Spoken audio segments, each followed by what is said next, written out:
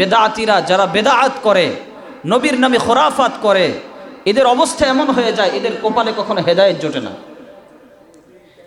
যে ব্যক্তি শিরিক করে, যেই ব্যক্তি গিয়ে বাবাকে সেজদা দেয়, আচ্ছা জোরে আওয়াজ করে বলেন তো কপালটা কার কাছে ঝুঁকবে?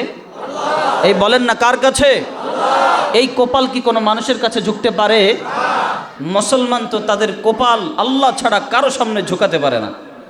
কিন্তু দেখবেন অনেকে গিয়ে মাজারের মধ্যে গিয়ে এভাবে সেজদা দেয়, সেজদা দিয়ে নিজের কপালটাকে কালো করে আসে।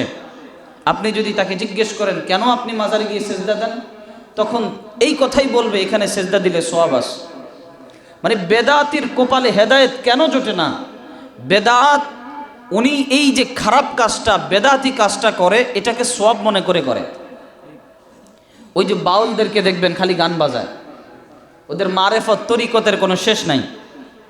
ও যে গান বাজায় এটাকে সে সওয়াব মনে করে, ও মনে করে এটা আমাদের গান বাজানো। ওই দিন এক ভণ্ডরে দেখলাম বলে যে আমরা যে এই যে নাচানাচি করি এটাও কোরআনের মধ্যে আছে। বললাম যে কেমনে কোরআনের মধ্যে আছে? কোরআনুল কারীমের সর্বশেষ সূরা কুল আউযু বিরাব্বিন নাস বলা শুরু করে দিল। কুল আউযু বিরাব্বিন নাস, নাস এই যে আল্লাহ আমগরে নাচতে কইছে, নাউযুবিল্লাহ বলেন। কল্পনা করতে পারেন? বলে কুল আউযু বিরাব্বিন নাস, নাস এই যে আল্লাহ আমাদেরকে নাচতে বলছেন এই জন্য আমরা নাচি। মানে এদের যে কোনো ধর্ম, কি ধর্ম মানে আল্লাহই ভালো জানে। মোট কথা বলতে চাচ্ছিলাম, যেই ব্যক্তি বেদাতি হয় এই ব্যক্তির কপালে হেদায়েত জোটে না। এই যে আমাদের বাংলাদেশে দেখেন দাওয়াতে তাবলীগের কত সুন্দর মেহনত সারা পৃথিবীতে চলছে, একক মেহনত, নীরব এক বিপ্লব। এই মেহনতের মাধ্যমে অসংখ্য লক্ষ লক্ষ কোটি কোটি মানুষ হেদায়েতের পথে চলে এসেছে। ঠিক একটা দল গোমরা হয়ে, তাদের আমিরও গোমরা, তারাও গোমরা। ওই গোমরা হয়ে যখন তারা বেদাতি কর্মকাণ্ড শুরু করে দিল, কোরআন হাদিস থেকে বের হয়ে বিভিন্ন রকমের খোরাফাত, মন চাহি ব্যাখ্যা নিয়ে যখন তারা বাঁচা শুরু করে দিল, ওরা এটাকে সওয়াব মনে করেই কাজ করছে। এই কথা বলেন ঠিক কিনা?